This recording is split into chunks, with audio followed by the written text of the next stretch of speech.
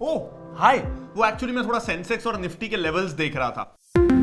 Welcome to our new series learn with Upstox, जहां हम investing को बहुत ही सिंपल और आसान बना देंगे। चाहे आप इन्वेस्टिंग करने का सोच रहे हो स्टॉक्स में, म्यूचुअल फंड्स में, गोल्ड में, आईपीओ में या फिर रियल एस्टेट में, यहां ना आपको सारे टॉपिक्स की नॉलेज मिलने वाली है। तो आज का टॉपिक क्या है? आज का टॉपिक है कि आखिर ये सेंसेक्स और निफ्टी होता क्या है। चलिए जानते हैं। तो हम सब ये बहुत सुन रहे हैं ना कि सेंसेक्स 50,000 और निफ्टी 15,000 के ऊपर। क्या होता है इसका मतलब? कैसे होता है रोज ऊपर और नीचे? इससे हमें क्या पता चलता है? इसको इंटरप्रेट कैसे करते हैं और ये क्यों इंपॉर्टेंट है? इस वीडियो में ना हम आपको बताएंगे सेंसेक्स और निफ्टी के बारे में कंप्लीट इंफॉर्मेशन। देश भर के सारे बिजनेस चैनल दिन भर आपको सेंसेक्स और निफ्टी का लाइव ग्राफ दिखाते हैं। अगर ये 200-300 पॉइंट भी नीचे चले जाए तो पता नहीं कितना सारा पैनिक क्रिएट कर देते हैं। इस तरीके से इस ग्राफ को इंपॉर्टेंस दी जाती है जैसे ये दुनिया की सबसे जरूरी चीज हो गई हो। तो चलिए सबसे पहले ये जानते हैं कि ये सेंसेक्स और निफ्टी आखिर होता क्या है। लेकिन सबसे पहले ना इसे एक एग्जाम्पल से समझते हैं। इलेक्शन के रिजल्ट से पहले एग्जिट पोल्स आते हैं। तो ये एग्जिट पोल्स आखिर क्यों आते हैं? ताकि आपको एक रफ आइडिया हो जाए कि ये इलेक्शन किस तरफ जा रहा है। बट क्या ये एग्जिट पोल हर बार सही होते हैं? ऐसा जरूरी नहीं है। एग्जिट पोल्स 60-70% टाइम सही होते तो हैं, बट ये हर बार सही हो इसकी कोई गारंटी नहीं है। तो ये क्यों हर बार सही नहीं होते? ये पोल लेते वक्त सिर्फ कुछ लोगों से लिया जाता है। अगर लाखों लोग वोट दे रहे हैं तो उनमें से सिर्फ कुछ हजार लोगों का एक पूल बनाकर पूछा जाता है कि आपने किसको वोट दिया।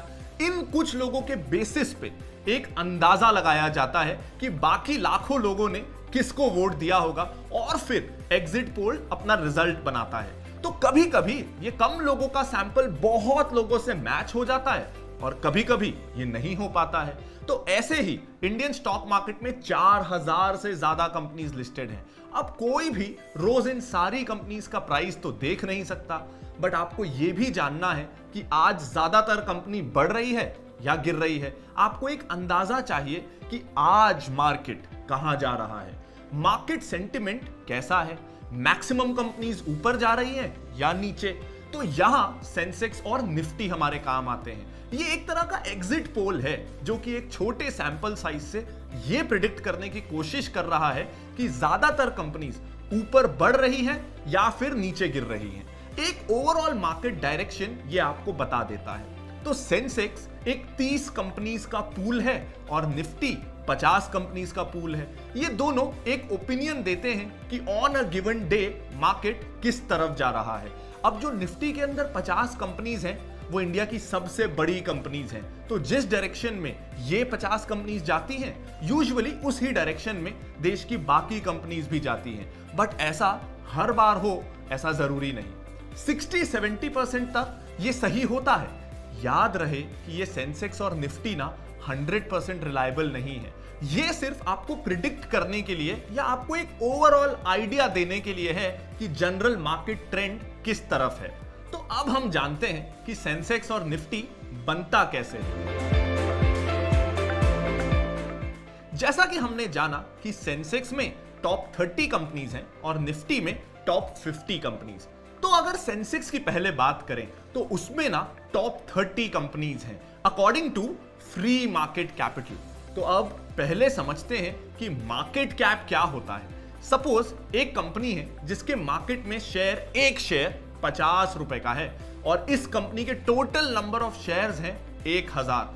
तो टोटल कंपनी का मार्केट कैपिटल होगा price of one share multiplied by number of total share. हमारे एग्जाम्पल में उस कंपनी का मार्केट कैप होगा प्राइस ऑफ वन शेयर जो है 50 रुपए into total number of shares जो है 1000, यानी मार्केट कैप हुआ 50,000। लेकिन सेंसेक्स में आने के लिए मार्केट कैप नहीं बल्कि फ्री फ्लोट मार्केट कैपिटल देखा जाता है। फ्री फ्लोट का मतलब जितने भी शेयर्स कंपनी के ओनर के पास हैं उसको हटाकर जो बाकी के शेयर्स बच जाते हैं। अगर हम हमारे एग्जाम्पल की बात करें जिसमें प्राइस ऑफ वन शेयर था 50 रुपए और नंबर ऑफ शेयर्स थे 1000, बट अब इन 1000 शेयर्स में से 600 शेयर्स कंपनी के ओनर के पास हैं, ऐसा मान लेते हैं। तो फ्री फ्लोट मार्केट कैप देखते वक्त टोटल नंबर ऑफ शेयर्स में से ये 600 शेयर्स डिडक्ट हो जाएंगे और कंपनी का फ्री फ्लोट मार्केट कैपिटल होगा 1000 माइनस 600 इंटू 50 जो होता है 20,000। Total number of shares minus number of shares of owners multiplied by price of one share. तो सेंसेक्स में वो 30 कंपनियां हैं जिनका इंडिया में फ्री फ्लोट मार्केट कैपिटल सबसे ज्यादा है। ये 30 कंपनियों के इस ग्रुप को ही बेसिकली सेंसेक्स बोला जाता है। ये सारी कंपनीज डिफरेंट सेक्टर्स को बिलोंग करती हैं। इंडिया में सबसे ज्यादा सेंसेक्स में वेटेज ना फाइनेंशियल सर्विसेज का है, जिसमें बैंक्स और एनबीएफसीज आते हैं, और उसके बाद आईटी कंपनीज का भी एक अच्छा खासा वेटेज है, और बाकी सेक्टर्स से भी कंपनियां मिलकर सेंसेक्स फॉर्म करती हैं। अब ये सारी कंपनीज किसी दिन कितना ऊपर या नीचे होती हैं उस पर डिपेंड करता है कि उस दिन सेंसेक्स कितना फ्लक्चुएट होगा। वैसे ही निफ्टी में इंडिया की टॉप 50 कंपनीज हैं according to free float market cap. तो सेंसेक्स और निफ्टी में मेन डिफरेंस ये है कि सेंसेक्स में 30 कंपनीज हैं और निफ्टी में 50 कंपनीज, और इसी कारण ये दोनों एग्जैक्ट सेम मूवमेंट नहीं करती। अगर किसी दिन सेंसेक्स 1% ऊपर है तो हो सकता है कि निफ्टी ना उस दिन 0.5% ही ऊपर जाए, क्योंकि उसमें 20 कंपनियां ज्यादा हैं और उसका मूवमेंट उन 20 कंपनीज पे भी डिपेंड करता है। तो अब हमने ये तो जान लिया कि ये इंडेक्स, सेंसेक्स और निफ्टी हमारा बहुत सारा टाइम बचाते हैं और एक मार्केट का आउटलुक देते हैं जो कि टू एन एक्सटेंट रिलायबल होता है। एक सेकंड में पूरे इंडियन मार्केट का एक अंदाजा मिल जाता है। ये इंडेक्स और भी यूजफुल हो जाते हैं जब इन पे मूवमेंट बहुत ज्यादा हो। अगर किसी दिन सेंसेक्स या निफ्टी बहुत ज्यादा ऊपर हो तो हम ये श्योरिटी के साथ कह सकते हैं कि आज मार्केट का मूड ना बहुत अच्छा है और मोस्टली कंपनीज बढ़ रही हैं। तो ये तो हो गया इंडेक्स के फायदे, बट इनके ना कुछ लिमिटेशंस भी होते हैं। तो चलिए अब थोड़ा उन लिमिटेशंस के बारे में जान लेते हैं। इन इंडेक्स में सबसे बड़ी कंपनीज नहीं है, सबसे बड़ी फ्री फ्लोट मार्केट कैपिटल वाली कंपनीज हैं। अब इस भी एक एग्जांपल को समझते हैं। सपोज एक कंपनी है ए लिमिटेड जिसका मार्केट कैप 1000 करोड़ का है, बट उसके ओनर्स के पास 75% का स्टेक है। तो ऐसे में उस कंपनी का free float market cap 250 crore का हो जाता है। अब ऐसे ही एक और कंपनी है बी लिमिटेड जिसका मार्केट कैप 500 करोड़ है और उसमें उस कंपनी के ओनर्स का 10% स्टेक है। तो उस कंपनी का free float market cap 450 crore का हो जाता है। तो कंपनी ए का मार्केट कैप 1000 करोड़ होने के बाद भी उसको निफ्टी में कम वेटेज मिलेगा, और जस्ट उसकी आधी कंपनी को जिसका मार्केट कैप 500 करोड़ है बट फ्री फ्लोट ज्यादा है उसको ज्यादा बड़ा माना जाएगा और ज्यादा वेटेज मिलेगा। कंपनी बी के शेयर प्राइस मूवमेंट से निफ्टी में ज्यादा फ्लक्चुएशन आएगा as compared to company A. तो ऐसे में company B is bigger than company A because of free float market capital. तो ये हर बार एक क्लियर पिक्चर इसलिए नहीं दे पाता है। तो इसमें दूसरा लिमिटेशन ये है कि इसमें केवल 30 या फिर 50 कंपनीज का ही पूल है।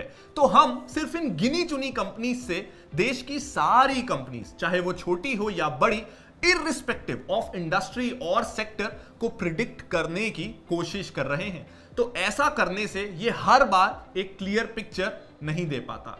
अगर आप किसी भी 50 कंपनी से देश की 4000 कंपनीज को प्रिडिक्ट करने की कोशिश करेंगे तो कभी भी एक्यूरेट पिक्चर नहीं आ पाएगी। अब थर्ड लिमिटेशन है सर्वाइवरशिप बायस का। अगर सेंसेक्स की 30 कंपनीज अच्छा परफॉर्म ना करें और उसके रिजल्ट्स खराब आने लगे तो पहले कुछ दिन तो सेंसेक्स गिरेगा, फिर जब वो कंपनीज लगातार गिरती ही रहें तो उन 30 कंपनीज को सेंसेक्स से हटा दिया जाएगा। उन कंपनीज को न्यू कंपनीज सेंसेक्स में रिप्लेस कर देंगी। अब अगर ये नई कंपनीज अच्छा परफॉर्म करने लगे तो सेंसेक्स फिर से भागने लग जाएगा। अब क्योंकि इंडेक्स में देश की सबसे बड़ी बड़ी कंपनीज होती हैं, तो जो अपने इंडस्ट्री में लीडर्स हैं और उनका देश में जाना माना नाम है, चांसेस इस बात के ज्यादा हैं कि वो अच्छा ही परफॉर्म करे। बट जो नीचे की कंपनीज हैं उनमें ग्रोथ ना आए या फिर ग्रोथ स्लो हो। बट ऐसी सिचुएशन में भी सेंसेक्स तो बढ़ेगा, तो ये ट्रू पिक्चर कई बार नहीं दिखा पाता। अगर कोई सेंसेक्स की कंपनी अच्छा परफॉर्म नहीं कर रही तो उसे रिप्लेस कर दिया जाता है और उसके बदले न्यू कंपनी जो बेटर परफॉर्म कर रही हो उसे लाया जाता है। ये एक तरह का रिवीजन है जो कि हर क्वार्टर किया जाता है। जैसे ही कोई कंपनी बुरा परफॉर्म करने लगे उसे नेक्स्ट क्वार्टर में हटा दिया जाता है। तो सेंसेक्स या निफ्टी हमें सिर्फ विनर्स का डेटा प्रेजेंट करते हैं। जैसे ही कोई विनर बुरा परफॉर्म करने लगे उसे नेक्स्ट विनर से रिप्लेस कर दो। ऐसा करने से एक बबल क्रिएट होता है कि सब कुछ अच्छा चल रहा है।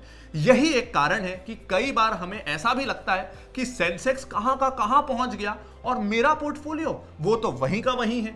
सेंसेक्स में सिर्फ वही कंपनीज होती हैं जो उस दौरान अच्छा परफॉर्म कर रही हो। जैसे ही उनका शेयर या परफॉर्मेंस गिरेगा उन्हें हटा दिया जाएगा। तो ऐसे में एक समझदारी की बात यह भी होगी कि अपना रिटर्न हर बार इंडेक्स से कंपेयर ना करें, क्योंकि उसमें तो हैं ही टेम्पररी विनर्स। तो क्या सेंसेक्स या निफ्टी की कंपनीज के शेयर्स खरीदने से आपको अच्छा प्रॉफिट होगा? देखिए, इंडेक्स में वही कंपनीज हैं जो कि पास्ट में अच्छा परफॉर्म की है। पिछले 3 महीनों में जिस कंपनी ने बेस्ट रिजल्ट दिया वो सेंसेक्स में शामिल हो जाती है। तो अगर आपको कोई कंपनी इंडेक्स में आने के बाद पसंद आ रही है तब तक वो कंपनी मोस्ट प्रोबेबली बहुत एक्सपेंसिव हो जाती है। उसमें अब शायद उतना ग्रोथ पोटेंशियल या वैल्यू ना बचे। अगर आप उस कंपनी में एंटर होना चाहते हैं तो वो ऑलरेडी हो सकता है कुछ हद तक ओवर प्राइस्ड हो, क्योंकि अब वो वेल डिस्कवर्ड है। अगर आप विनर्स को पहले ही आइडेंटिफाई कर सकते हैं तो ही आपको बहुत ज्यादा फायदा होगा। कभी भी विनर्स के पीछे पीछे ना भागें। रेस में भी ना कौन सा घोड़ा जीतेगा ये पहले से ही जानने में ही बड़ा प्रॉफिट होता है, ना कि जीते हुए घोड़े के पीछे पीछे भागने से। तो अगर आप ये सोच सकते हैं कि अगले साल कौन सी कंपनी सेंसेक्स में आएगी तो आपको जरूर अच्छा प्रॉफिट हो सकता है। एक बार वो सेंसेक्स में आ जाए फिर उसमें पैसे लगाने से हर बार आपको रिटर्न्स बहुत अच्छे नहीं मिलने वाले। तो वैल्यू इसमें ही है कि पहले से ऐसे स्टॉक्स को आप आइडेंटिफाई करने की कोशिश करें। कभी भी अपने पोर्टफोलियो रिटर्न्स को सेंसेक्स या निफ्टी से मीडियम या शॉर्ट टर्म में कंपेयर ना करें। हमेशा क्वालिटी स्टॉक्स रिसर्च करने में ही अपना पूरा फोकस लगाएं। स्मॉल कैप और मिड कैप कैटेगरी में आज भी बहुत सारे अंडरवैल्यूड स्टॉक्स हैं जो आज से कुछ साल बाद शायद सेंसेक्स या निफ्टी में शामिल भी हो सकते हैं। आई होप कि ये वीडियो आपको पसंद आया होगा। अगर हाँ तो इस वीडियो को लाइक करना बिल्कुल मत भूलिएगा और अपने दोस्तों और फैमिली मेंबर्स के साथ भी आप इसे जरूर शेयर कर सकते हैं। और अगर आप इस तरह के और वीडियोस देखना चाहते हैं तो प्लीज इस चैनल को सब्सक्राइब कर दीजिएगा ताकि फ्यूचर के सारे वीडियोस का नोटिफिकेशन आपको मिलता रहे। Thank you.